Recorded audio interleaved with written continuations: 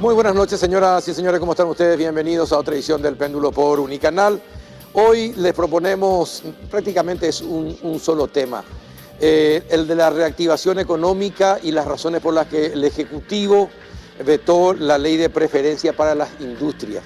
Atención que para hablar sobre la reactivación económica y la posibilidad de mayor deuda, va a estar con nosotros, o van a estar con nosotros, el ministro de Hacienda, Benigno López, y el doctor Carlos Fernández Valdovinos, presidente del Banco Central del Paraguay. Ambos tienen visiones un tanto divergentes y bueno, cada uno va a explicar las razones de sus posiciones sobre este tema.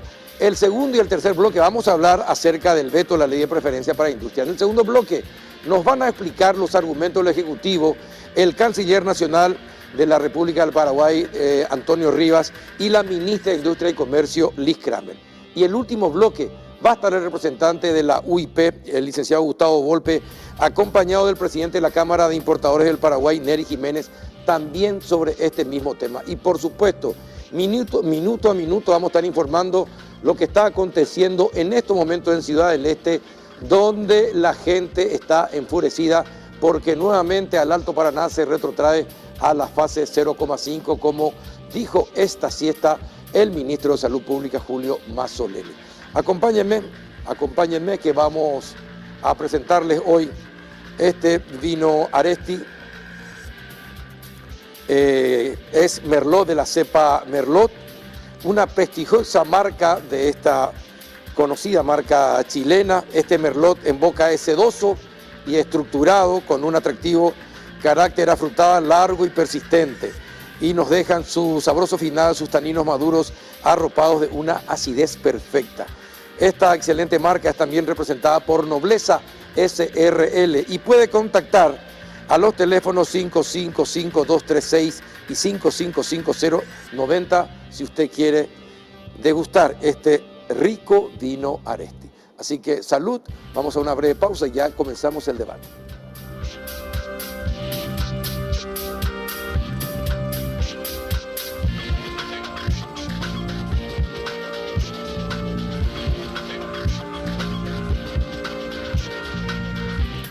Muy bien, ya estamos en el péndulo y con nuestros invitados. ¿Qué tal, ministro Benigno López? ¿Cómo anda? ¿Cómo estás, Carlos? Un gusto estar en tu programa. Un saludo a la audiencia, un saludo a Carlos. Bueno, gracias por venir. ¿Qué tal, don Carlos Fernández Valdovinos? ¿Cómo anda? ¿Qué tal, Carlos? ¿Cómo está, ministro? Y a toda la teleaudiencia. Bueno, le invito a compartir café Lavazza, así van a estar bien despiertos. Con el frío. Para el frío y para el debate. A esta hora entra ya otra cosa. No, si quiere vamos a servir también una copa de vino, así que no hay problema. Bueno. Estamos mejorando en el péndulo.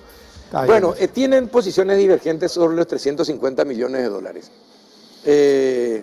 Dice que el señor Fernández Valdovinos dice que esto puede formar parte del presupuesto 2020 y no precisamente como una deuda.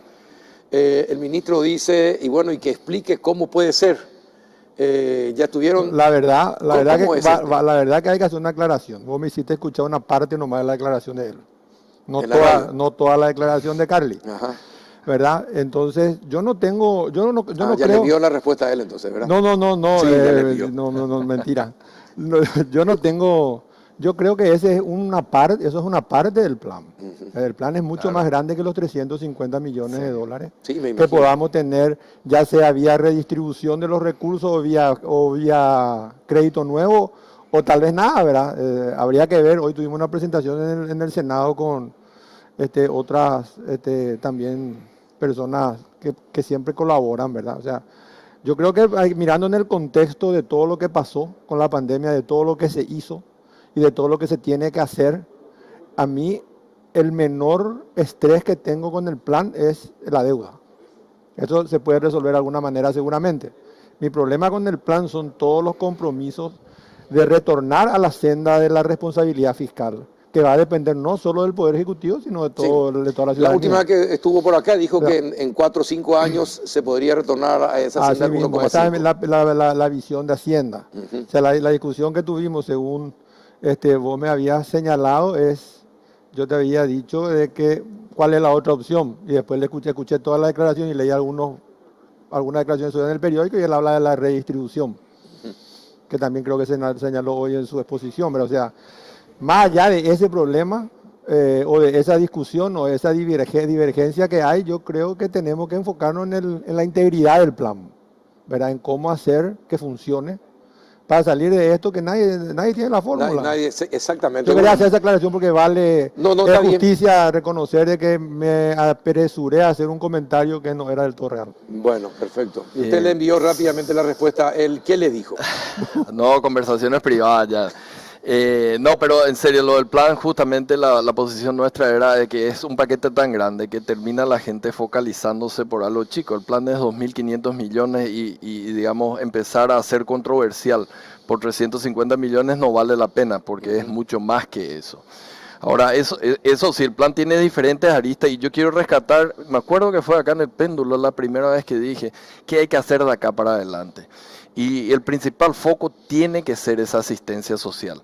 Hay sectores que ya están más abiertos, se están recuperando, pero hay sectores que tienen todavía el 100% de caída. Sí, decaído. Y hay sectores que estaban levantando la cabeza ahora por las medidas sanitarias necesarias, pero finalmente que van a tener un impacto en la economía, vuelven a cero. Entonces, básicamente mi idea es mucho énfasis en lo social, con estos programas que fueron exitosos, yo creo, la cuestión de Putibón, Yangareco, focalizados a quienes más necesitan. A lo mejor al comienzo fue algo muy amplio que llevó a mucha gente. Ahora tiene que ser mucho más focalizado. El ejemplo que hoy di, porque me tocó estar en la presentación, ¿verdad?, que hacemos nosotros, era la pared la estábamos pintando con una brocha. Ahora tenemos que pasar, digamos, básicamente a un pincel o mismo a un lápiz para identificar exactamente los lugares donde todavía están afectados por la pandemia y focalizar todos los esfuerzos ahí. Y bueno, y la cuestión de los recursos, bueno, eso ya lo podemos discutir. Yo creo que no vale la pena demasiado enfatizar en eso, necesitamos ver un poco más allá. El recurso creo que van a ver. Ahora, ¿y cuáles serían, Hacienda tiene identificado cuáles serían esos Nosotros focos? estamos trabajando justamente identificar una de las cuestiones que salió en la reunión dentro del equipo de Hacienda fue justamente focalizar con mayor precisión las ayudas, porque si no vamos a tener un escenario de que toda la ayuda va a ser insuficiente, ¿verdad? Porque si queremos abarcar todo, el que mucho abarca poco aprieta, y lo ideal es poder focalizar adecuadamente los sectores y en eso estamos trabajando, por eso estamos demorando todavía la remisión de la ley al Congreso, ahora que creemos que vamos a tener cerrado la semana próxima, pero enfocarnos a aquellos sectores que todavía no se han podido sostener, ¿verdad? Que son casi lo de la tercera etapa y la cuarta fase, ¿verdad? Sí, ahora, y se vino lo que se temía que podía ocurrir, que la gente reaccione ante los retrocesos. Hay sectores que todavía no entraron siquiera a trabajar y se mantienen expectantes y están un poco tranquilos, aunque amenazan con manifestaciones. Sí. En Ciudad del Este ya no. En Ciudad del Este ya accionaron esta noche, están incendiando cubiertas, se están manifestando, podrían incendiar ómnibus y compañía. Entonces, leí que el presidente de la República dijo en una de sus cuentas de Twitter que el programa Putin para el este del país se va a tratar de aprobar mañana inmediatamente en el Congreso. Lo que yo les pregunto a ustedes, que son los economistas y que saben de esto, 500.000 guaraníes, ¿sirve para algo en este momento para esa gente que hace 4 meses está sin ingreso, por ejemplo? Mira, Carlos, yo creo que ninguna medida va a ser suficiente, ningún monto va a ser suficiente. Acá hay que entenderle al señor ministro, vos podés traer todos los invitados que quieras y todito le van a pedir plata a él. Y no tiene. Es imposible que el Estado pueda reemplazar al sector privado o pueda reemplazar el colapso que tuvo el sector privado. Primero, luego por tamaño. Sí. El Estado es 15% del PIB. El sector privado, que es el que colapsó, es 85%. Es imposible que con un 15% nosotros podamos compensar el 85%. Entonces, es una situación extremadamente difícil.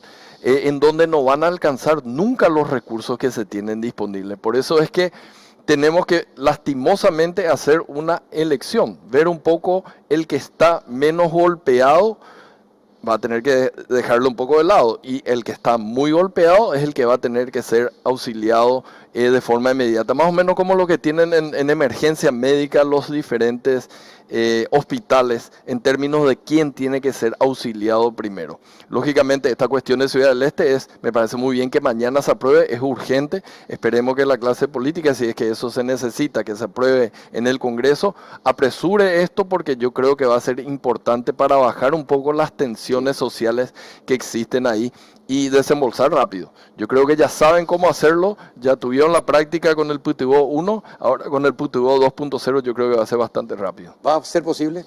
Dependemos de la ley, pero si tenemos la ley, creo que tenemos, estuvimos conversando con los senadores, quiero recalcar que es parte de la ley de recuperación, pero los senadores por iniciativa parlamentaria ya la presentaron aparte con algunas particularidades que nosotros estamos de acuerdo con lo que presentaron.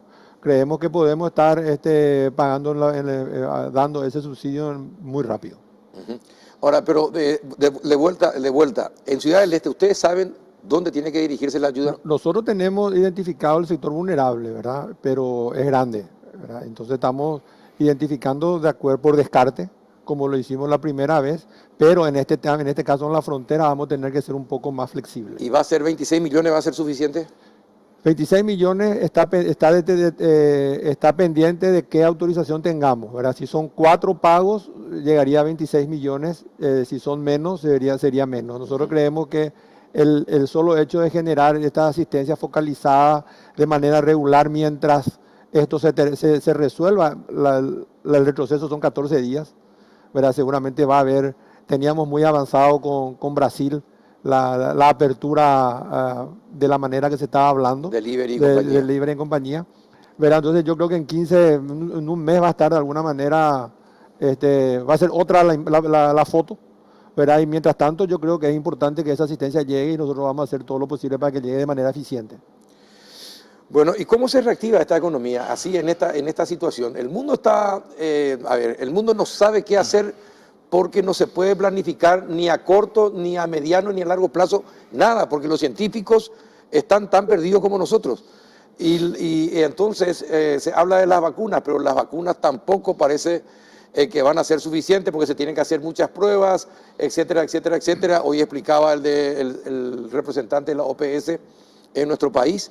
Entonces, ¿cómo se maneja la economía de un país con la incertidumbre? Y es muy complicado, con la incertidumbre es muy complicado, pero yo creo que también hay cosas que tenemos que resaltar, ¿verdad? Y que tenemos que cuidar. Como dijo Carlos, lamentablemente no podemos hacer todo, lamentablemente somos muy informales, lamentablemente no tenemos la espalda que puede tener Alemania. Entonces tenemos que focalizar cada inversión, cada gasto va a tener que ser eficiente y va a contar.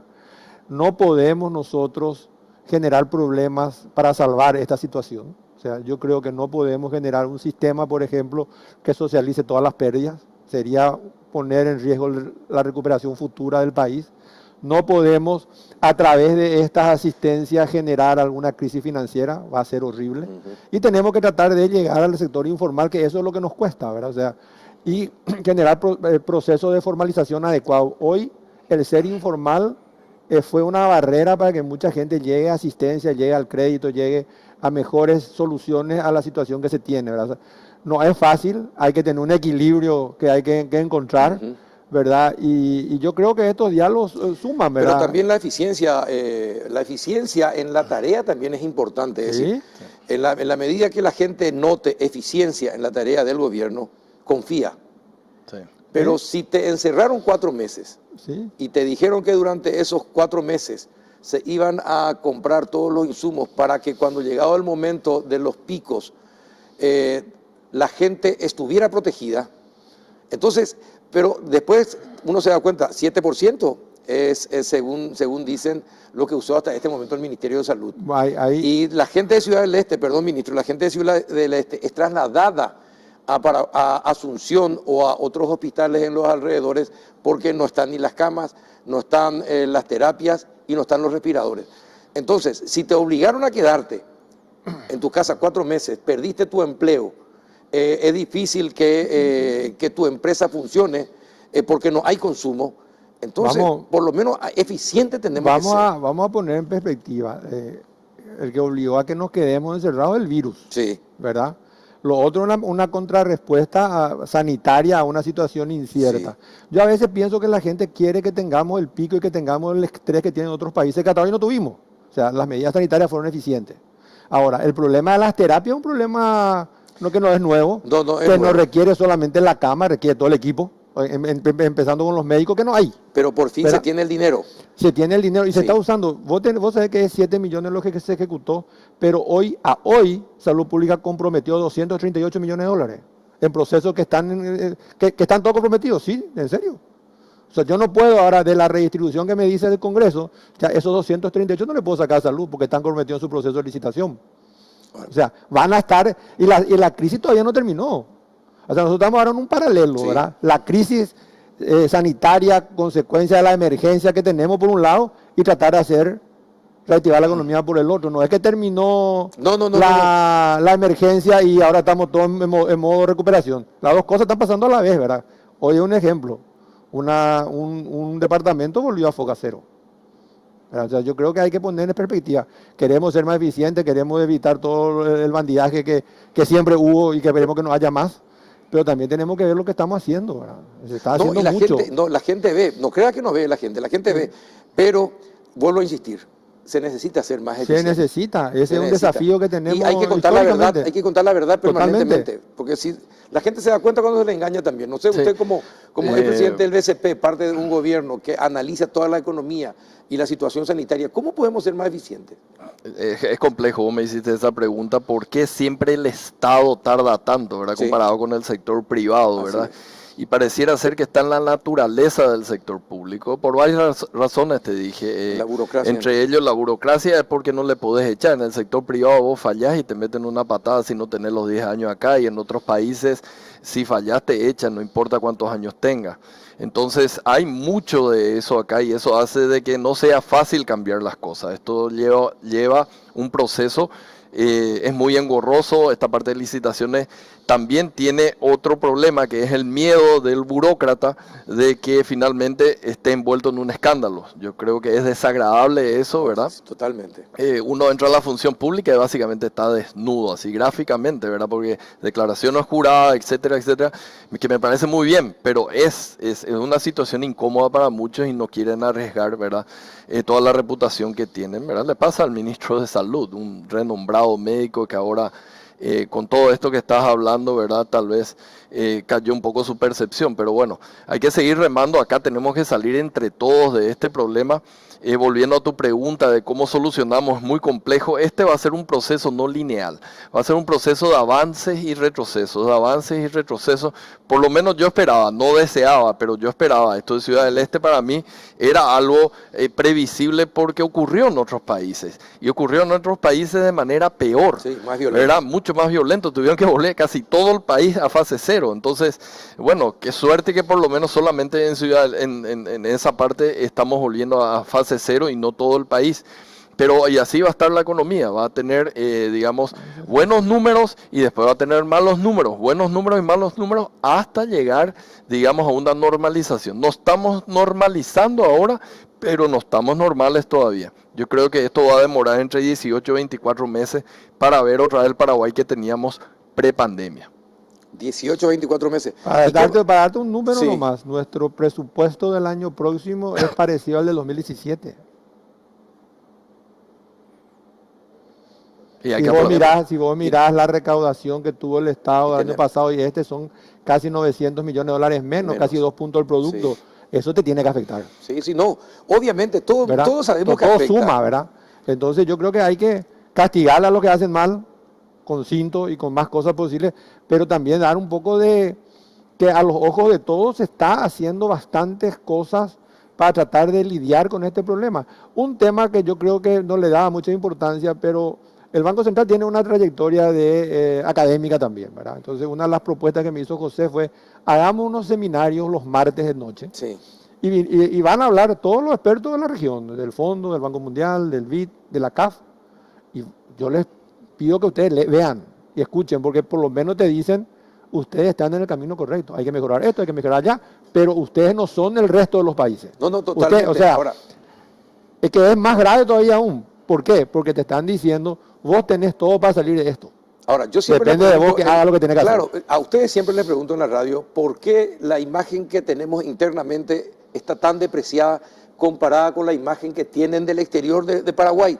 Pero esto no es solamente de este gobierno tampoco. No, Es así históricamente hablando, mira, ¿verdad? Es decir, nosotros parecemos masoquistas, pero somos los que sufrimos en este país. Pero Carlos, vamos a poner un poco más en otro esquema más mundano, Sí. que es el tema del fútbol. ¿Acaso no fue la misma o un grupo de jugadores que nos llevó a 4 mundiales seguidos?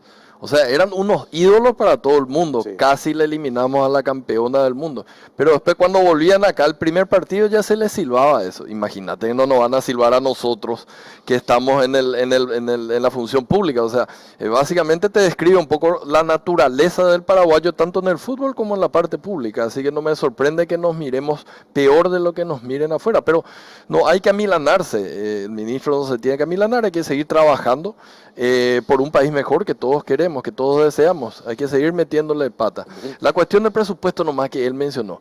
Creo que va a ser el presupuesto... Mientras ustedes hablan, sí, vamos a observar en pantalla los disturbios de lo que estuvo ocurriendo esta tardecita y lo que sigue ocurriendo en Ciudad del Este.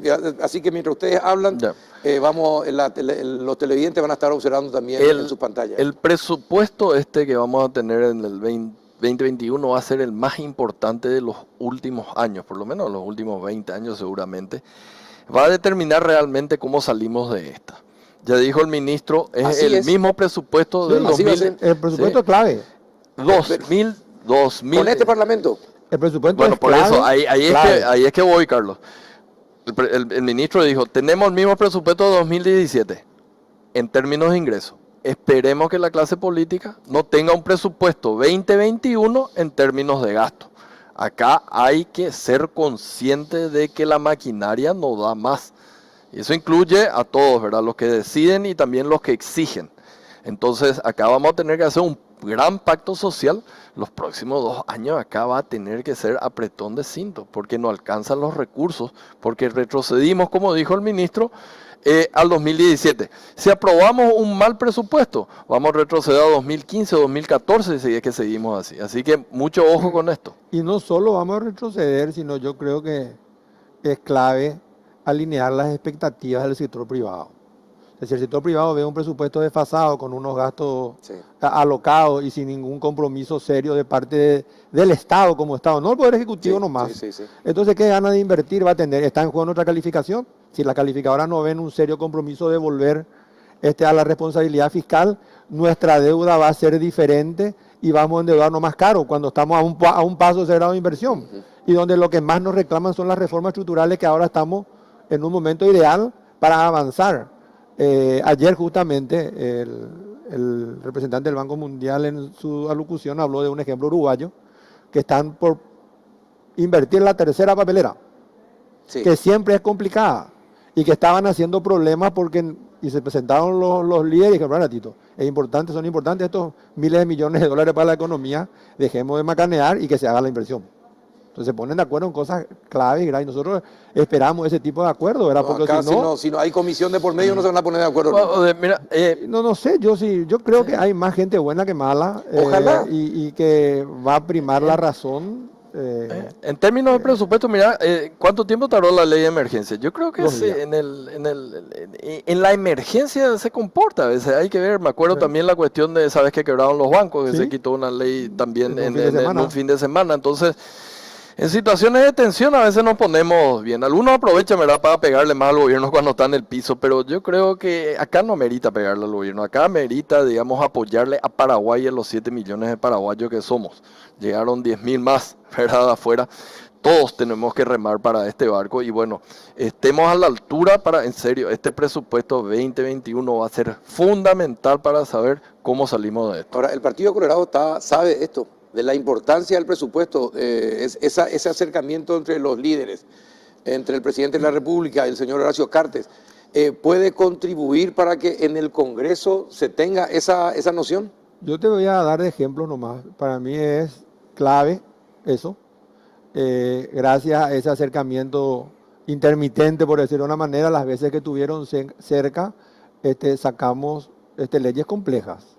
Vamos a recordarnos los 2 presupuestos, nomás que fueron difíciles también, no de tanta importancia y trascendencia que va a tener pero fueron presupuestos mesurados, o sea, se podían vivir con esos presupuestos. Ahora necesitamos, más allá de vivir, necesitamos que sea manejable en la medida que el Ejecutivo lo pueda hacer en función de los ingresos, no los gastos que generalmente tiene. Si nos vamos a la ley de emergencia, la sacamos en 2 días, ¿verdad? Y si nos vamos a la ley complicada de modificación del tope fiscal, la sacamos en 1 mes. O sea, obviamente que el diálogo contribuye, y no solo, ojalá que no sea solamente el diálogo entre ellos dos, sino entre más líderes políticos para construir un futuro que nos dé la tranquilidad de lo que queremos. No se va a depender del liderazgo del presidente de la República. Yo digo, como en sintonía con lo dice Carly, con 2 años que hagamos lo que tenemos que hacer, podemos empezar a encauzar la cosa. Con 2 años malos, no volvemos más. Y si tenemos en cuenta el informe del BCP, del menos 3,5% del PIB, que es el peor resultado en los últimos 70 años, ¿sí? Es complicadísima la situación. Es complicadísima, pero en nuestro país, ¿verdad? En el 2003, sí, paraguayos como nosotros se pusieron de acuerdo en esas reformas. O sea, ¿por qué vamos a tener miedo de hacer acuerdos importantes para salir adelante? Esto es una pandemia, o sea, no hay un manual, hace ABC y salís. Ahora, usted que está en diálogo con los senadores de diferentes sectores, sí, ¿cómo observa la situación? ¿Cómo se siente conversando con los senadores de otros partidos? Y nos sentimos cómodos por ahora, no tenemos todavía ningún... Entienden, ¿no? Lo que yo quiero decir, entienden la situación, cada uno tiene su visión también, cada uno tiene su particularidad, pero nuestra obligación es explicar y seguir explicando y darle los argumentos técnicos para que ellos puedan tomar una decisión razonable, ¿verdad? Uh-huh. Si nosotros nos cansamos de explicar o nos enojamos, perdemos todo. Sí, por conseguir la ley tampoco ustedes van a permitir excesos, pedidos que sean excesivos para que la economía no se hunda. El problema es que hoy no hay. Hoy es una pena ser ministro de Hacienda, por un lado, porque tuvimos 2 años complicados, pero una bendición no hay. O sea, el no me sale demasiado fácil. Claro. O sea, no hay. No le puedo prometer cosas que no hay. Los recursos que tenemos son los que tenemos y no tenemos más. Honestamente, ¿te pidieron algo de más? Ni una vez, nunca nadie. Hasta este momento nada. Nada. No, si te llega el presupuesto y llegan a poner todas las demandas que quieren, va a ser inocuo, porque como dice el ministro, no va a haber forma de pagar eso. Entonces va a ser un presupuesto infinanciable. Que espero que no ocurra eso y espero no llegar a la situación que llegamos en el 2014, 15 creo que era, que se tuvo que vetar el presupuesto. Exacto. ¿Verdad? Espero que no ocurra eso. Se puede, es legal, es constitucional, ya se hizo. Y bueno, esperemos no llegar nuevamente a esa situación extrema. Si el presupuesto no conviene, no van a dudar de vetarlo. Ningún minuto. Perfecto. Bueno, señores, gracias por venir. Yo sé que los dos tienen muchos compromisos. A uno le pusieron cara larga por venir, pero vino, me encantó. El otro... Parece que a los dos nos pusieron por diferentes motivos la cara larga. El otro tuvo problemas con sus asesores, pero estuvo acá y me encantó también. Y bueno, me encanta que cada vez que los convoque estén, porque es importante que la gente les escuche. Ustedes son los que deciden en este país. Yo creo que es importante conversar, hablar. Por más que podamos tener diferencias, totalmente. En el 100% de las cosas tenemos un 90% de acuerdo en lo que se hace. Uh-huh. Y no hay que tener miedo al debate y a explicar, no tenemos que enojarnos. O sea, yo no me tengo que enojar por eso, ¿verdad? Yo no me tengo que enojar porque él no esté de acuerdo con la deuda. Porque encima, ellos son gente buena, ellos me dicen a mí antes lo que piensan. Una infidencia te cuento, no es que salen a decir nomás después. ¿Viste? Le dijo antes. Ellos me cuentan antes. Ya está. Pero hace 3 semanas. Pero hay que hace 3 semanas me dijeron. Está bien, gracias, ministro, por venir. Gracias, tranquilo, hay cosas que vamos a estar siempre de acuerdo. Sí. Cerro el más grande. Hasta él lo reconoce que no es cierto. Bueno, está bien. Vamos a la pausa y después vamos a ver por qué el Ejecutivo vetó la ley de preferencia. Y por qué eso, después en el último bloque... no tengo tiempo para quedarme para apoyar el veto. ¿Si te querés? No, porque tengo un compromiso. Bueno, está bien. Vamos a la pausa. Idea Week de Bristol con increíbles descuentos. Vení y ganá 40 millones de guaraníes en efectivo comprando cualquier producto. Además, con tus compras ayudás a Teletón y estás participando de fabulosos premios. Escuchá esta súper oferta. Lavarropas automático Midea 7 kilogramos, carga superior. Precio normal 18 cuotas de 174.000 guaraníes. Ahora, solo 18 cuotas de 109.000 guaraníes. Contactanos ya desde la comodidad de tu hogar al WhatsApp 0991 670 000. Llamando al 519-4000, también a través de nuestras redes sociales o comprando online en www.bristol.com.py. ¿Qué esperas? ¡Pedí ya! Bristol, la mejor casa de electrodomésticos del país.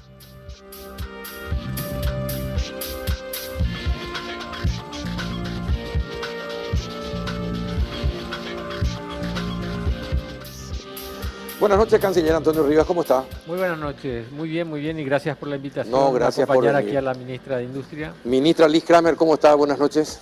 Buenas noches, Carlos, un gusto también aquí estar con mi compañero del equipo económico, el canciller. Bueno, le propongo algo. Tenemos que hablar del tema de las preferencias, pero como en este momento están ocurriendo hechos vandálicos en Ciudad del Este, ministra, ¿qué es lo que obligó al gobierno a decidir retroceder en las fases, además de todo lo que explicó Mazzoleni? Y esto está teniendo un impacto fuerte con hechos de vandalismo que están ocurriendo ahora mismo en Ciudad del Este, están rompiendo vidrieras, robando cosas. ¿Ustedes se imaginaron que estas cosas podrían ocurrir? No, han ocurrido en muchos países, han ocurrido en varios lugares, inclusive manifestaciones en países desarrollados y todo. Estamos en un momento de pandemia nunca antes vista y todo puede ocurrir en muchas partes, inclusive, como les digo, de ciudades más desarrolladas, ¿verdad? Lógicamente las manifestaciones son legítimas, siempre que sean democráticas, y ya cuando entra otro tipo de... Pero vandalismo no. Cuando entra otro tipo de vandalismo probablemente tenga otras connotaciones. Como esa, rompiendo las vidrieras y robando sí, cosas. No, realmente no puedo, no creo que tenga una justificación. Cuando me preguntabas el por qué, la razón, primero que nada, siempre recordando que seguimos en pandemia, bajo la autoridad sanitaria como mandato, y siempre se dijo que la cuarentena inteligente podía tener un freno de mano y que se iban a tomar indicadores como por ejemplo ocupación de camas, contacto, número de ocupación de camas, número de contactos al call center, etcétera, etcétera. Y hoy el ministro daba unas cifras sobre del total, no recuerdo de memoria, pero han sido parte de la conferencia de esta mañana, que del total de casos en el Paraguay, el 40% era de Ciudad del Este, era de Alto Paraná, sí. 80% de ese 40% era de Ciudad del Este. Recuerdo que decía que un tercio de los fallecidos eran de Ciudad del Este, y que en fin, inclusive que se habían puesto más camas en la zona, y que mismo así había otras enfermedades que habían ocupado esas camas, más las camas de COVID, etcétera. En fin, daba los indicadores que yo me gustaría que repasen en todo caso técnicamente desde salud ese tema. Lo que nosotros sí quisiéramos aprovechar para decir es de que en este momento ¿Qué está permitido? En este momento se está trabajando en la resolución específica que va a contemplar todo eso, pero me voy a permitir hasta un punto, algunas cuestiones porque no todo está todavía firmado, ¿sí? En la primera parte de una cuarentena, nunca tuvimos una cuarentena total aquí en Paraguay. Siempre estuvo toda la cadena alimenticia, toda la cadena farmacéutica, sí. Toda la cadena logística, sí.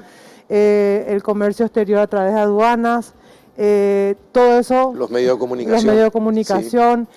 Los servicios esenciales, la telefonía, todo eso sí. Siempre existió, inclusive en el momento más crudo, y eso sigue así.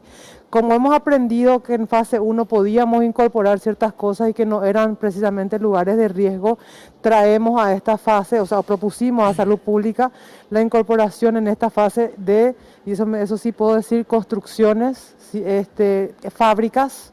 Las fábricas van a poder trabajar. Fábricas y obras continúan. Fábricas y obras continúan.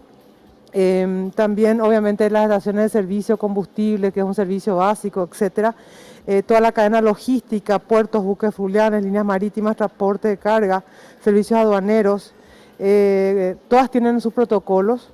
Entonces, y las industrias en general, que hay muchas industrias en Alto Paraná, por eso quiero darle la tranquilidad de que, sobre todo las industrias en general, respetando sobre todo el protocolo de cuadrillas, ¿verdad? Que es absolutamente crítico. Se ha demostrado que en todo el sector productivo, en todo el sector primario, secundario, terciario, en las industrias, en todo lo demás ha habido muy poco contagio, ha sido más en el ámbito social, y eso ha permitido que...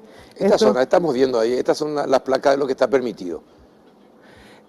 Durante las actividades permitidas Alto Paraná, delivery, cadena farmacéutica, cadena alimento, actividades financieras, actividades agropecuarias, agricultura, podríamos agregar obras civiles y públicas. También les hablé de importación y venta de combustible, regulación sobre la función pública con plantel mínimo, sí, los medios de prensa. Industrias en general, no solo la agroindustria, industrias en general que tengan la modalidad de cuadrilla. Todo lo que es servicios financieros, todo lo que se rige por el Banco Central. El Banco Central va a dar seguramente disposiciones específicas para sus entidades. Así que en ese sentido, digamos, tenemos aprendizaje que hemos hecho en esta fase que hemos aprendido que pudimos incorporar ya, ¿verdad? Ahora, una cosa, ministra, a pesar de la reacción popular de la gente en este momento y los actos de vandalismo, ¿no se va a aflojar con la fase? No se puede, porque es una decisión tomada en base a un rigor científico que así se decidió tomar, y no puede ser que por un acto de vandalismo no se retroceda, no tendría ningún sentido, pero además es por los propios ciudadanos de Alto Paraná. El intendente, hoy quiero felicitar las palabras del intendente, quien semanas atrás había mostrado reacio a creer en el coronavirus y todo lo demás. Hoy lo he visto muy conciliador, digamos muy... ¿Fue infectado? Él vivió en carne propia, lo sufrió, sí. Entonces le agradezco como paraguaya, ¿verdad? De que esa visión haya compartido con la gente, ¿verdad? Y entonces creemos ciertamente en la gente. Nos preguntan mucho, le decían mucho al ministro Euclides cómo iban a hacer para controlar y demás. La fiscal general Sandra Quiñones y el ministro Euclides, junto con la Corte Suprema, han hecho lo necesario para que los fiscales estén a disposición de la policía. Va a ser un trabajo coordinado. Va a ser un trabajo coordinado. Esperemos que sea verdaderamente así y que se termine con los hechos vandálicos, vuelvan a la normalidad y tranquilidad en el Alto Paraná. Una sola cosa, Puturbó de Fronteras aprueba Dios mediante mañana por ambas cámaras, anunciado por lo menos esa es la promesa. Sí. IPS cuenta con recursos para las suspensiones laborales. Muchas de estas están contenidas, se permite también delivery de productos, etcétera. Estábamos a punto, de hecho ya estábamos cerrando hoy por lanzar el tema de delivery en frontera que en Pedro Juan y en Salto de Guairá ya va a empezar a funcionar, y bueno, en Ciudad del Este en estos 14 días más. Más detalles o algunas cosas específicas van a estar más contenidas en el documento que se está elaborando y que se sigue elaborando a estas horas. Perfecto. Ahora, canciller, ¿por qué la ley de preferencia desde la Cancillería se aconsejó que se vete? La verdad que hay que tener en cuenta una cuestión bien especial. Yo creo que esta es la primera vez que tengo conocimiento de que algo interno haya causado una repercusión inmediata a nivel internacional. Hemos recibido comunicaciones por escrito de varios países, tanto de Argentina, de Uruguay, de Brasil. Por primera vez vemos que Uruguay y Brasil desde sus cancillerías establecen una nota conjunta dentro del Mercosur para manifestar su preocupación. La Unión Europea en pleno también se manifestó. Desde el USTR de Estados Unidos también manifestaron su preocupación. ¿Así rápidamente? Rápidamente para mí fue algo inédito, o sea, nunca he visto alguna reacción tan rápida, y también del gobierno chileno nos manifestaron también esa preocupación. Lo que pasa es que con esto nosotros perderíamos credibilidad, y también lo que nosotros buscamos es el hecho de Porque, ¿qué hace Cancillería? Cancillería se encarga de velar por el cumplimiento de los compromisos y los acuerdos internacionales. Se dice, por ejemplo, con el tema Unión Europea-Mercosur, sí, pero no está firmado el acuerdo. Pero todo lo que se negoció se cerró, y eso bajo el compromiso de todas las partes.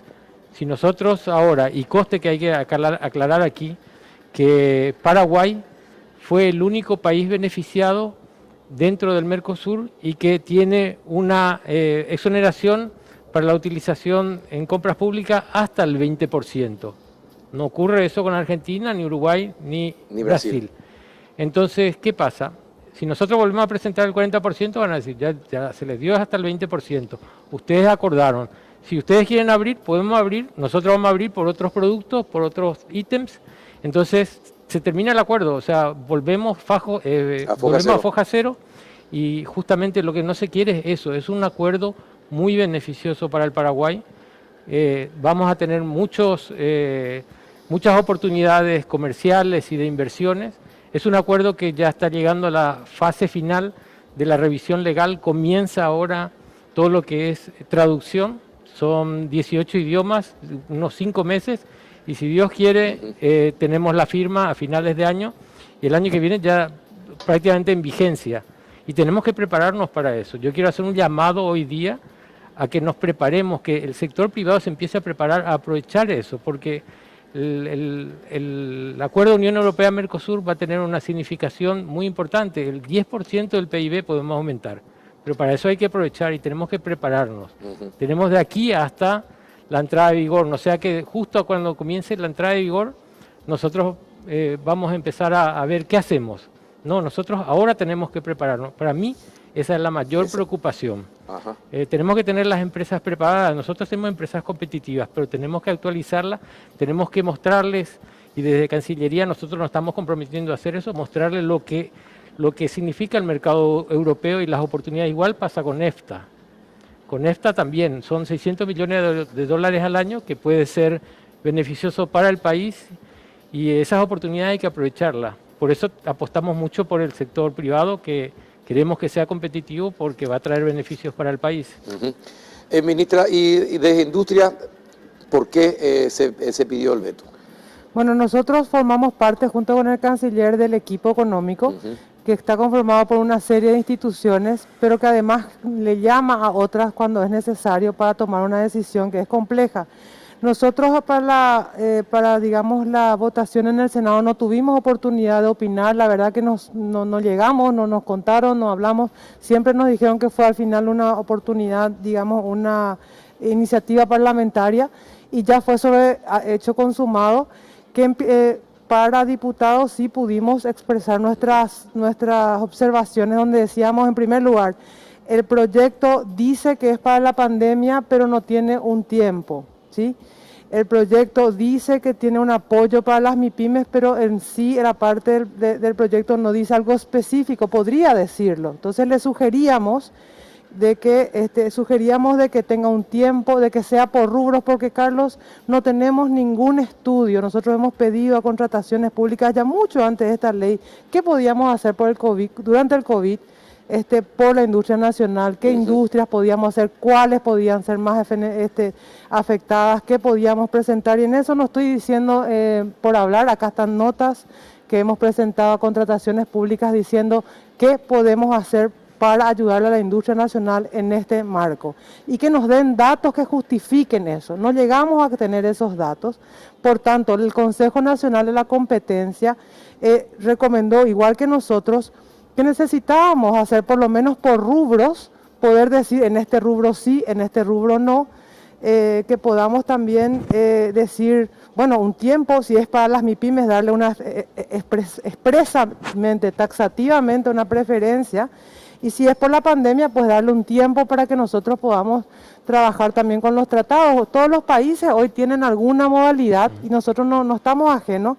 Y las notas que hemos presentado son concluyentes. Nosotros presentamos notas en ese sentido, Carlos. Ahora, no pudimos tener ningún estudio de ninguna parte que nos diga qué tipo de rubros pueden ser aplicables o no. Entonces, le dijimos a los señores diputados si pudieran considerar el poder poner la palabra hasta Entonces podemos ver qué rubros sí, caso por caso. Qué rubros sí, qué rubros no, con contrataciones públicas. Y también tener en cuenta lo que el Consejo Nacional de la Competencia dictaminó, que era un tema de digamos, un dictamen bastante extenso sobre lo que es la competencia y los riesgos que la ley implicaba. Pero un detalle muy particular es el que nos dio contrataciones públicas en el consejo que tuvimos de equipo económico. Contrataciones públicas del señor Pablo Seitz, además de su dictamen que hablaba justamente de temas de transparencia y digamos de buenas prácticas de compras, él explicaba que en los organismos internacionales sugieren que se tenga por lo menos 4 proveedores por cada ítem y que Paraguay llega a un promedio de 2,5. Cuando hay, en algunos rubros puede que haya, no sabemos, tenemos que estudiar, en algunos rubros puede que haya muy pocos proveedores y cuando hay muy pocos proveedores hay un riesgo de oligopolio. Sí. No es que estamos diciendo que sí o sí va a haber, pero de que hay un riesgo dicho por el propio director de contrataciones públicas estas cifras, ¿verdad? Entonces, la Dirección de Contrataciones Públicas, el Consejo Nacional de la Competencia, nosotros lo que hicimos fue proponer una modalidad que nos permita, sí, ayudar a la industria nacional con la que estamos fervientemente comprometidos y de eso da cuenta la industria textil, por ejemplo, con el tema de las batas. Estamos trabajando con los metalúrgicos hace mucho antes de esta ley para que inclusive tenga entrada en el tema de la Andes, para las torres que se reemplacen por las torres chinas, por lo menos en proporción, etcétera. Entonces rechazamos que esto sea una cuestión antiindustria, muy por el contrario. Es el poder decir qué rubros sí, qué rubros no. Tengamos en cuenta que hay rubros que pueden haber pocos proveedores, entonces podrían haber malas praxis, pero puede que no le estamos acusando, pero es un riesgo. Y por último, tener en cuenta que esta no es una discusión industria nacional versus importación, eso es una parte. Esto también es industria nacional de exportación. Nosotros salimos a conquistar mercados, salimos a negociar en nombre del Paraguay. Por este 20% que se obtuvo para Paraguay, fuimos celebrados y tratados súper bien. Compartimos con la UIP y muchos más. Nos felicitaron, nos celebraron.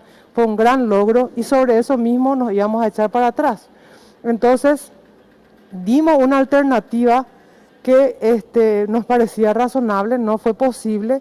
Y entonces, así como quedó redactada la ley, no era conveniente. No nos daba ninguna chance de cubrir esos flancos, el flanco de los mercados externos, el flanco que contrataciones públicas, concretamente en la reunión de equipo económico, y estaba presente el canciller, dijo de un mínimo de proveedores para tener, digamos, mayor oportunidad de competencia, y otras observaciones que están todas mencionadas en el decreto. Entonces ponemos a consideración eso, pusimos a consideración como un colectivo y dando opciones, así como lo estamos dando en el sector textil. Todo el equipo económico estuvo de acuerdo. Así es. Mismo. Sí, porque también iba contra, vamos a decir, situaciones internacionales como la Organización Mundial de Comercio, donde afectábamos directamente a la no discriminación y al trato nacional. Si nosotros aplicábamos esto en esta forma y sin previo aviso, entrábamos sin estudio y entramos en una posibilidad de que los países nos lleven a un panel y a todo lo que se hace referencia al tema de controversia. Y además llamamos a la ANDE, al Ministerio de Obras Públicas, al Ministerio de Salud, que es un gran comprador de uno de los grandes rubros de compras públicas, que son los medicamentos. Entonces había que hacer un análisis también presupuestario de cuánto implicaría, o sea, se necesitaba más tiempo y más análisis, que es lo que pedimos, y bueno, de la manera en la que salió no nos quedó otra alternativa en conjunto con el equipo económico, del cual obviamente en este caso somos voceros, pero es un colegiado que en forma conjunta respondió, incluyendo, como les digo, contrataciones públicas, que fue invitado. Bueno, perfecto. El tema muy claro parece cuando ustedes lo explican así. Deberían explicarlo más a menudo cuando surgen estas controversias, para que la gente entienda y explicarlo de manera sencilla. Y le decía a un entrevistado que explique al viceministro de Tributación algunos aspectos de algunas normas que se van a implementar Y lo explicó tan claramente que hasta él se rió, dijo, hasta mi hijo puede entender, decía. Bueno, pero es así muchas veces, necesitamos que las cosas sean sencillas. Canciller, hay una preocupación de un sector, el de los transportistas de larga distancia, por una cuestión de cobro de visados que se había reducido creo que de 5 jornales se había reducido a 2. Hablé con el ministro de Hacienda y me dice que la pelota está en su cancha. Desde hace un mes que el ministro de Hacienda dice que la pelota está en su cancha y que Cancillería debe encontrar el rubro que equipare esa pérdida de valores que se tiene en los visados. ¿Qué se le puede decir a ese sector que también paró desde hace 4 meses y no sale del país, no realiza viajes, no realiza cargas? ¿Qué se le puede decir? Carga debería poder realizar. Sí, no es el sector transportista, es más bien los importadores, son más bien los exportadores, porque los transportistas están haciendo sus viajes normalmente, justamente en la reunión de presidentes que se llevó a cabo el día 18 de marzo, se estableció que, a excepción de los transportistas, todo lo que era transporte de cargas y mercaderías se iba a habilitar justamente para evitar el desabastecimiento. Son documentos de importación, ¿verdad? Documentos de importación que justamente a pedido del Ministerio de Hacienda durante 3 meses justamente Cancillería bajó de 5 a 2 jornales por esta situación de la pandemia. Terminó eso y ahora se volvió a cobrar el 5%. O sea, los 5 jornales. Había. Lo que ellos dicen es que si se puede mantener, porque si se cobra en frontera es $100 y si no sale $250. Entonces en realidad hay una diferencia bastante importante allí. ¿Se puede, o la Cancillería, qué puede hacer al respecto Cancillería? El gran problema de la Cancillería es su presupuesto, que cada día está más bajo. Primero por el tema del dólar, acuérdense que el 75% de nuestro presupuesto es para transformarlo a dólares, perdemos con el cambio. Muchas de las acciones que nosotros desarrollamos, que es en beneficio tanto de la industria como del sector exportador paraguayo, lo hace la Cancillería afuera. Entonces todo eso significa costos. Estamos viendo la forma de poder continuar con ese decreto, de bajarlo de nuevo, pero hasta el momento no recibimos todavía el proyecto para poder continuar con eso. Ajá, ese es el problema.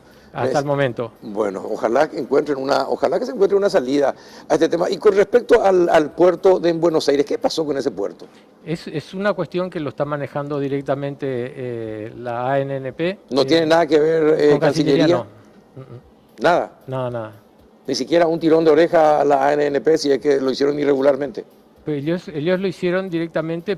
Primero hay que tener en cuenta que es una cesión provisoria de la Argentina a Paraguay. No es parte del territorio paraguayo. No es la embajada, por ejemplo. No es la embajada ni tampoco es un puerto que Paraguay adquirió o nos cedieron permanentemente. Es provisorio.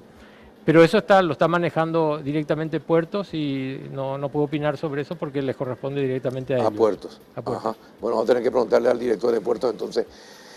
Bueno, y por último, ministra, si usted le pudiera hablar y si la gente en Ciudad del Este le estuviera viendo, ¿qué le diría a la gente de Ciudad del Este en este momento? Bueno, con la mano en el corazón y también con lo mucho que quiero a esa ciudad y con lo mucho que conozco porque trabajé mucho en esa zona, decirles que confío plenamente en la capacidad de recuperación que tienen ellos. Han sufrido ya unos embates muy grandes.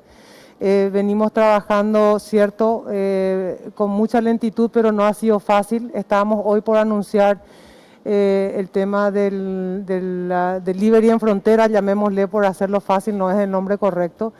Creo que estos 14 días van a significar también una oportunidad para reflejar la urgencia en nuestras acciones para con Ciudad del Este y las demás ciudades fronterizas.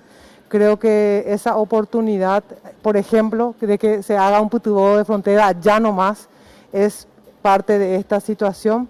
Y creo que cuando volvamos para atrás vamos a mirar estas 2 semanas como unas 2 semanas que marcaron un antes y un después en esa velocidad que necesitamos como colegiado, como colectivo, mejor dicho, estatal, desde los distintos estamentos para poder dar respuestas a los sectores. Si todo resulta bien, otra vez pueden saltar de la fase 0 a la fase 3. Sí, la verdad que sería la fase es una combinación de la cuarentena total que le llamamos y un poquito de fase 1, por 0,5 por eso decía el ministro 0,5.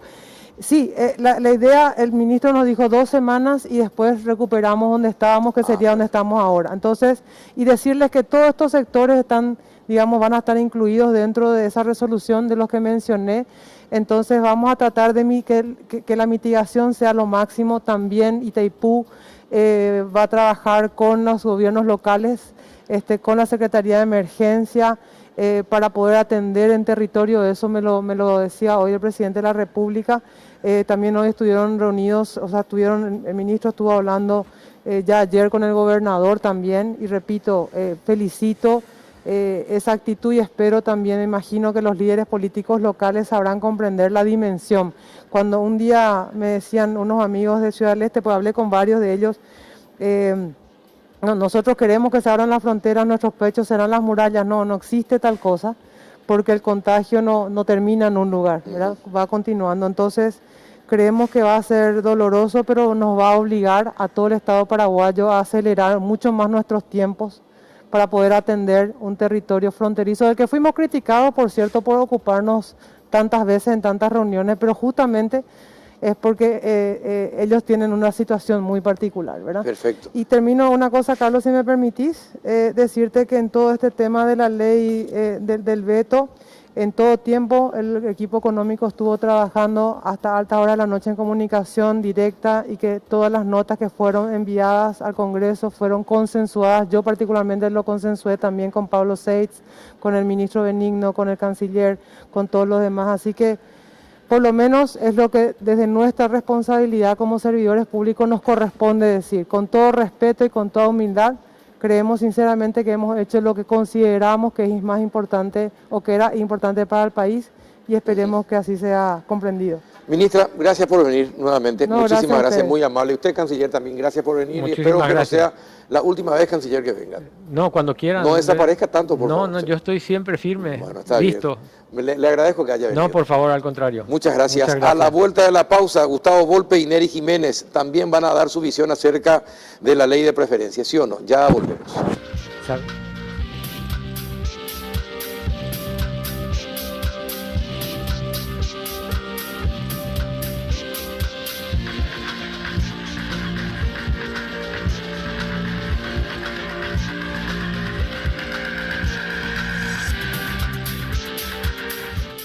¿Qué tal, licenciado Gustavo Volpe? ¿Cómo anda? Muy bien, espectacularmente bien. Aquí tenés zapatos nuevos, veo, porque estamos en otro lugar. Me fui, di toda la vuelta para poder llegar a tu...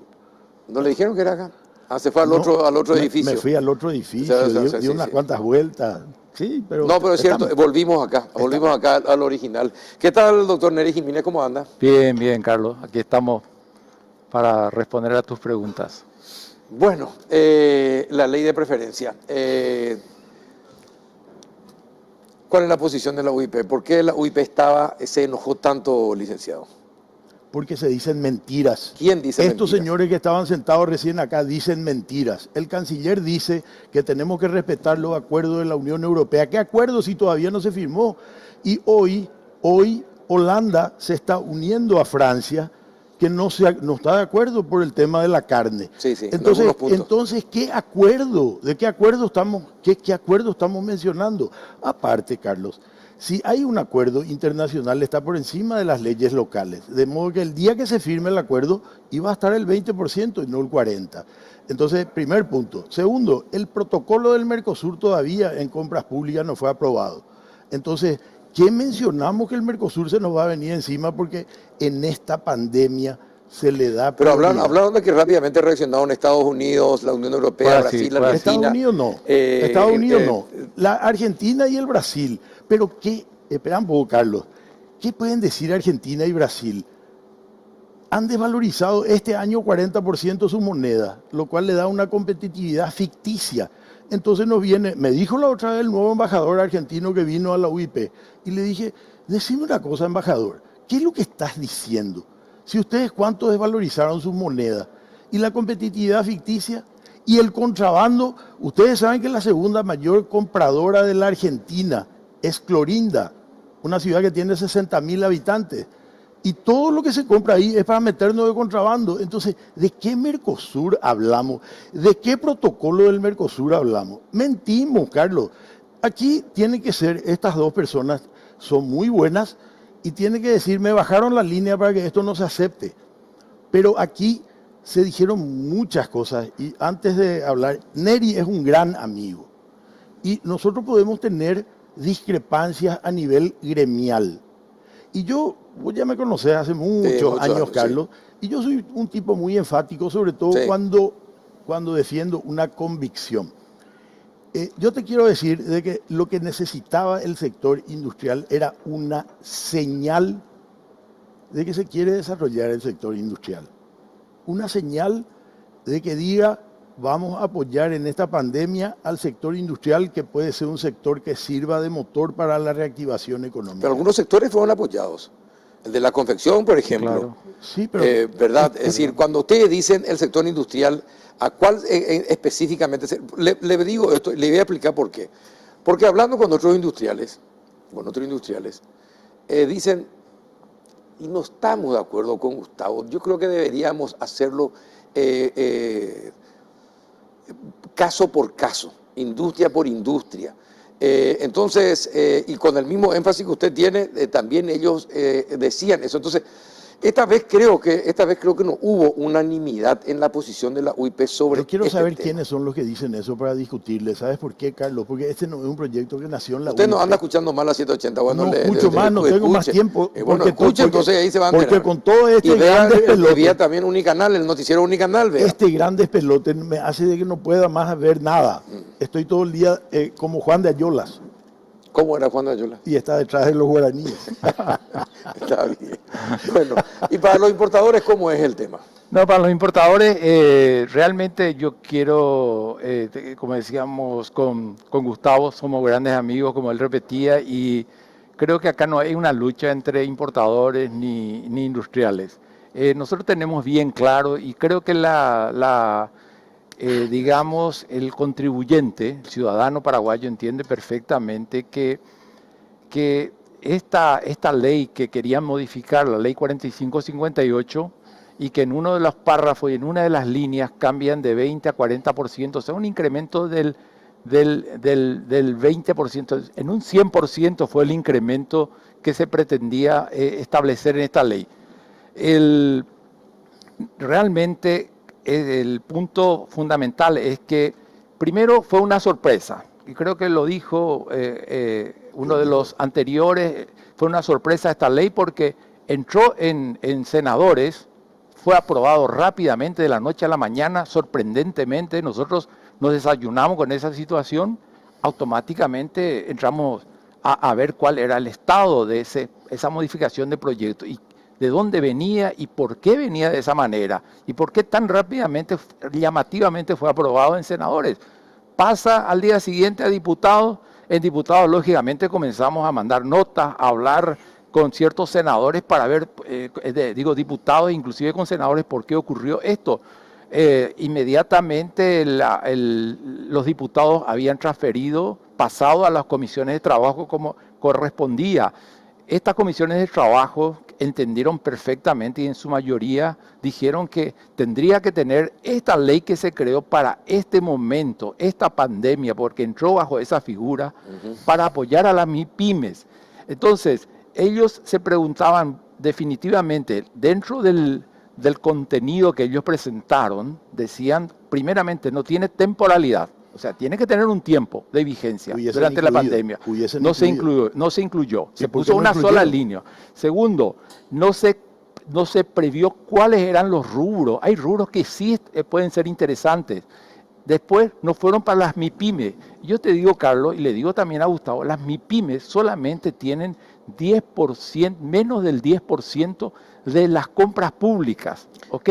El 90% de las grandes empresas están participando en las compras públicas y apenas las MIPYMES 10%. ¿Por qué se da esa figura? ¿Y por qué no incluyeron a las MIPYME? Porque le leí también a Bruno de Felipe señalando eso. Bruno de Felipe no quiero considerarlo porque es una figura que está apareciendo ahora y está digamos, creciendo mediáticamente. No, ya se despectivo pero para hablar de las cosas hay que entenderlas. Si bien es cierto lo que está diciendo Neri, pero ¿cuántas MIPYME forman parte de la cadena de las grandes empresas que se hacen cargo de las compras públicas?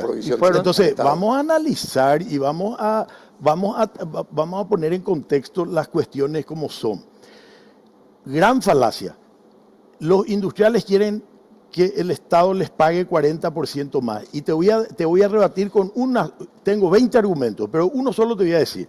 Cuando se llama a licitación en una institución pública, existe una cuestión que se llama precio de referencia, que analiza la historia de las compras, saca un promedio y mira el precio de plaza y en base a eso se establece el precio de referencia. Que no, si en la licitación... Ahora, ese 40% tiene que estar en base al precio de referencia. Un ratito.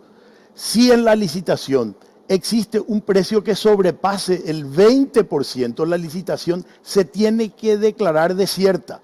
Entonces, aquellos que decían de que la industria va a aprovechar y va a vender 40% más cara, es falso de toda falsedad, porque si quiere poner al precio de referencia, al precio que quiere ponerle, le agrega el 40%, si sobrepasa el 20% que dice el Estado que quiere comprar, se anula la licitación. Entonces, aquello que por el 40% se pretendía llevar por el camino de que el Estado iba a pagar 40% más. ¿Pero por qué duplicaron el porcentaje? ¿Cuál es la razón por la que se duplica el porcentaje? Yo no te puedo decir eso, no es Carlos. 25 o a 30. Carlos, yo no te puedo decir eso porque eso salió en la Cámara de Senadores. En ningún momento Los senadores decidieron. Sin consultar con ustedes. Y por supuesto, Carlos, con nadie lo que se trató, y yo no le culpo a los senadores. Los senadores lo que pretendieron es, vamos a dejar ese dinero, esa gran masa de dinero en el Paraguay para que desarrolle la industria, para que genere empleo y ese empleo que tenga recursos para meter en el mercado y compre los electrodomésticos, compre los tubos para hacer su casa. Sin embargo, ese dinero hoy, así como quedó, va a salir afuera para pagar salarios de China, de India. ¿Y nosotros qué? Acá nos quedamos mirando y endeudados 1.600 millones de dólares más. Ahí está el problema. O sea, el sobreprecio yo no acepto por lo que te acabo de decir. No puede haber 40% más. El Estado no puede pagar más porque pone un precio de referencia y acepta hasta un 20% más del precio de referencia. Por lo tanto, no va a pagar 40% más. Primer punto. Segundo punto, cuando se llama licitación... Anteriormente, antes que se rechace, está el precio de referencia y se permitía hasta un 20%. Sí, señor. Bueno, ahora iba a estar el precio de referencia, pero se iba a permitir hasta el 40%. No, señor. Sí, ¿Quién dijo que se iba a modificar el pliego de base y condiciones? No. A ver, entonces se explicó todo mal. Te voy a decir otra cosa. Decirle a los senadores que expliquen bien. Carlos, yo te voy a decir otra cosa. La Dirección de Contrataciones Públicas hizo un análisis de los 3 primeros meses en un sector que se piensa que es importante en las compras públicas, que es el sector farmacéutico. De 6.000 millones de guaraníes que se compraron durante los 3 primeros meses de este año, el 32% de los oferentes utilizaron el certificado. Ahí también, en ese sector también había división, ¿eh? Claro, claro que hay división. Te cuento. Quiero terminar el análisis que hizo la propia Dirección de Contrataciones Públicas. 32% de las empresas entraron con el certificado de origen paraguayo o de mano de obra paraguaya, de los cuales nada más que el 12% ganó gracias a la preferencia, gracias al 20% más. ¿Sabes cuánto de más pagó el Estado por ese 20% del 12% que se ganó? 200 millones de guaraníes. Fue el precio que se elevó en 200 millones de guaraníes. ¿Sabes cuánto recaudó el Ministerio de Industria y Comercio para hacer esos certificados? 1.000 8 millones de guaraníes. Porque vos te vas al ministerio, licitación por licitación, vos tenés que sacar ese certificado. Y a través de ese 32% pagó 1.008 millones de guaraníes.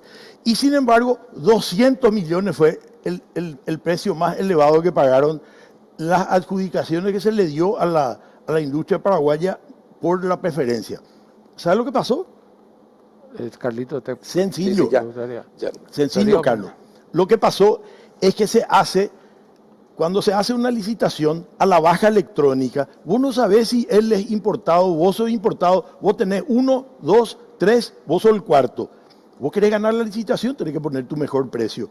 Entonces, yo te digo porque yo he participado. Vos tenés tu costo del producto que vas a ofertar. Si vos querés ganar, tenés que tener el mejor precio. Entonces, por eso... Se supone. Por eso, las otras empresas no necesitaron el certificado porque entraron más barato que los productos importados. ¿Entendés? Entonces, ¿de qué estamos hablando? Bueno, espera, va a pagar 20% más porque tiene 20% de preferencia. Va a pagar 40%, que es el propio precio de referencia. Para un ratito que darle el micrófono también a sí, se tomó todito el micrófono. Realmente, acá hay que entender una cosa y... Fundamentalmente lo que dije en los puntos, y lo dijo hoy la ministra, realmente, eso puede dar lugar al problema de un oligopolio, definitivamente, dentro de esa estructura, porque la misma cantidad de empresas que las pymes son las que participaron ese 90% representa 600 empresas más o menos. Neri, igualmente las pymes representan cuando se hace igualmente una subasta a la baja electrónica, pero es que se parte de la 10% de la misma cosa. Que él te repito, a ver. Sí, claro, perdón. Pero quiero que entienda, que se entienda bien una cosa. El punto es aquí de que en esta parte hay que entender perfectamente que nosotros estamos en un mercado de libre competencia y eso lo establece la Constitución, eso lo venimos sosteniendo, el artículo 107 y 108. Y Gustavo Volpe mismo reconoció que estas modificaciones no eran el mecanismo correcto ni la forma que se tenía que presentar. Y ese fue el punto fundamental que nosotros discutimos y hemos planteado.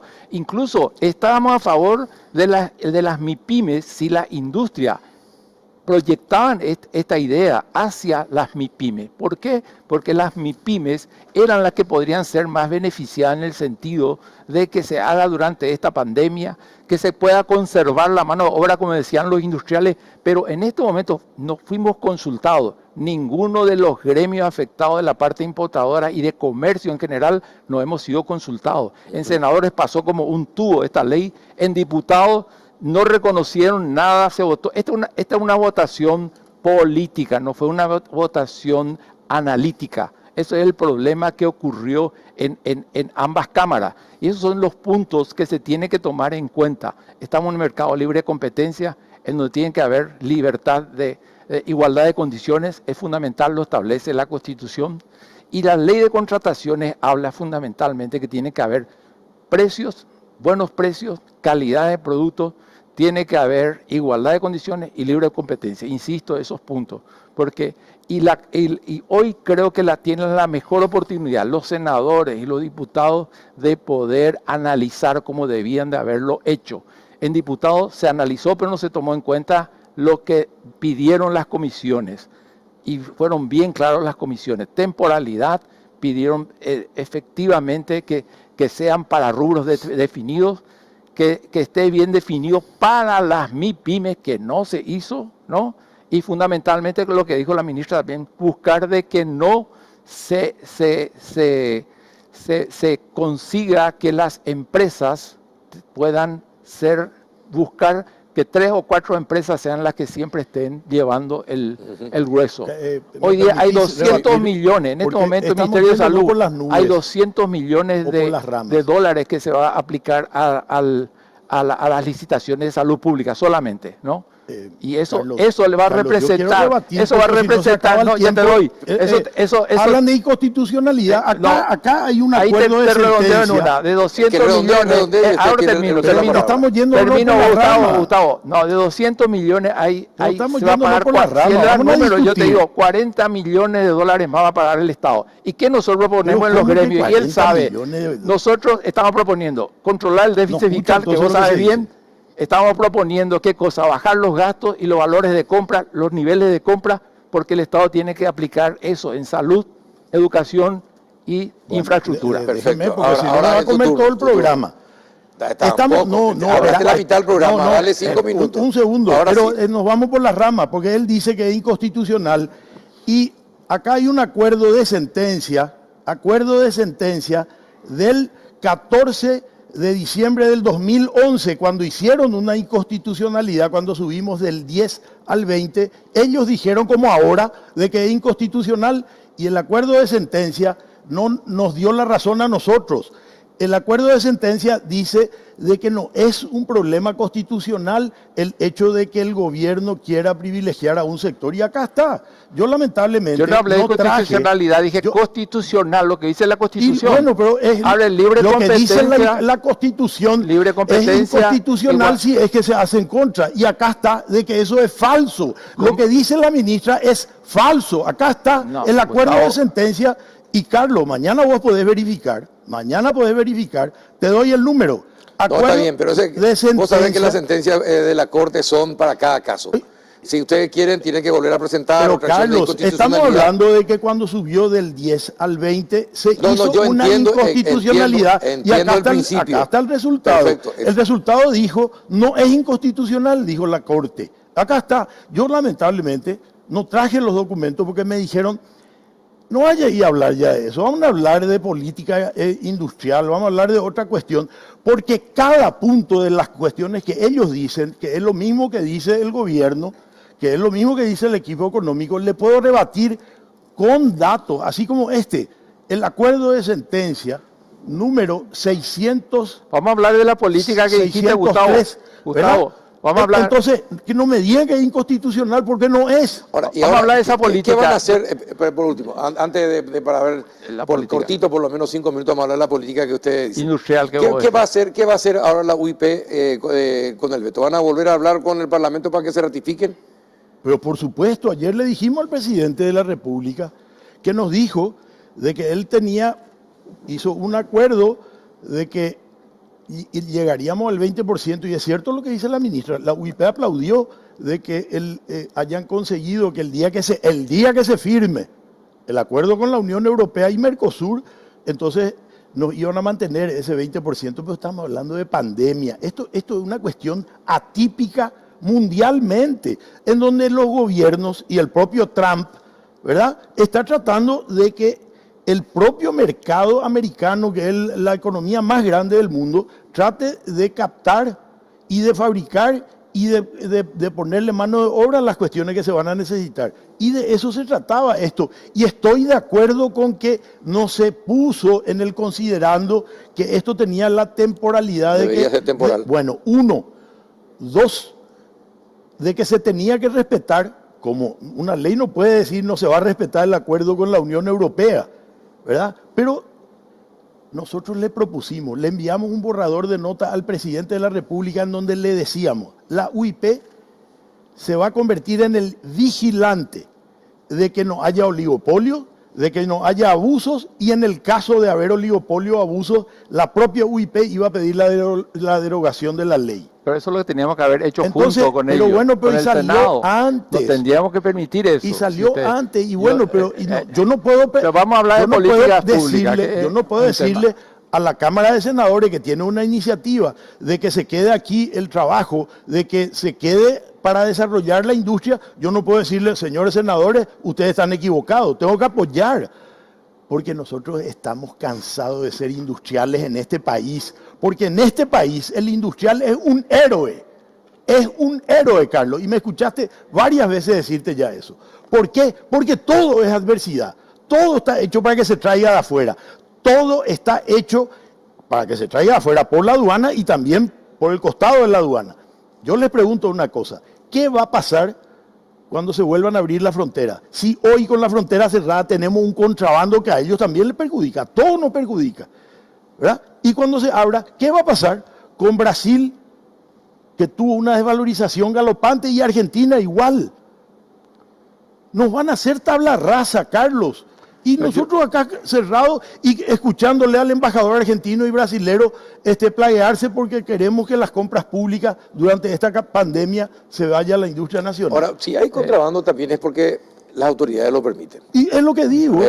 Lo permitieron siempre. Y bueno, pero hay una cosa en las políticas para el desarrollo y también industrial. Y también Yo quiero aclarar el sector ahí. privado también tiene gran parte de la culpa, porque hay importantes empresarios, entre comillas, que también financian el contrabando. Y claro, pero eso es lo que... ¿Sabes Claro, qué, Carlos? pero, el problema nuestro es que siempre peleamos, con él peleamos varias veces, pusimos vehículos, pusimos cosas, pero nos vamos y agarramos la porquería.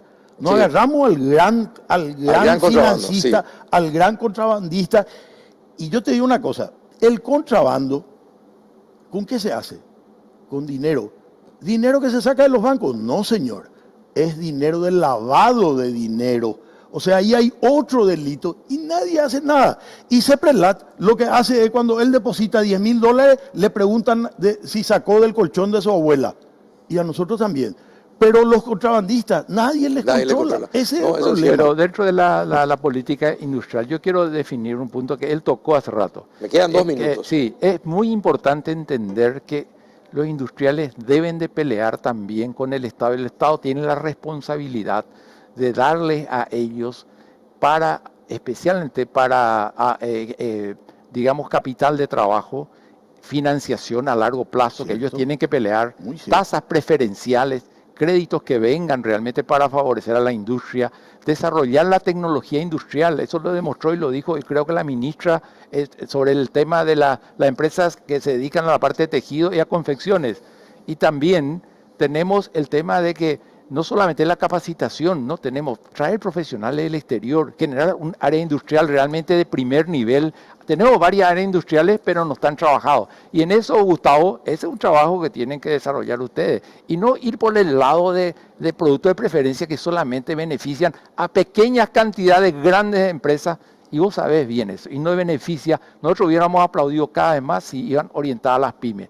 Porque le queremos también a la industria, eso quiero que entienda. Yo quiero que sepas, Neri, que el 70% de la UIP son socios pymes. Y vamos a trabajar con ellos, vamos a trabajar juntos. Entonces, como lo hemos hecho. ¿Vos te crees que nosotros estamos defendiendo intereses de los grandes? Estamos defendiendo el interés de la industria. ¿Y cómo entró eso por un tubo? Yo no digo que vos lo hiciste, que ustedes lo hicieron los industriales, pero un grupo especial de empresas, y vos deberás asegurar de conocer que metieron eso como un tubo, pasó en un día. Ni siquiera los ministerios no se enteraron de ese decreto. Pero, ¿y por qué se hizo así, Neri? Porque ustedes son muy poderosos y cuando hay alguna iniciativa de esa, ¿qué poderosa más tenemos nosotros? Pero yo tengo 40 años de gremialismo y te puedo decir que el sector importador siempre fue muy importante aquí en Paraguay. No critiquen más. No critico, digo la verdad. Y les envidio por eso. Les envidio. Cosa que no tenemos. Se terminó el programa. Me hubiese gustado seguir, porque hoy estaban muy apasionados. Casi me sacaste del plano. Sí, pues estabas muy apasionado. Gracias por venir. Gracias por venir, don Neri. Gracias, muy amable. Carlitos, un placer estar contigo. Hay que hablar siempre así de manera apasionada. Nos vamos a llevar adelante para que juntos programemos esto y que salga bien. Eso es lo ideal con los industriales. No podemos estar... Ojalá sea así. Porque si la industria funciona, va a haber mucha gente que le va a comprar su electrodoméstico. No tiene nada que ver. Yo vengo a defender un gremio, no defiendo una empresa. Vengo a defender un gremio. Comenzás con la empresa.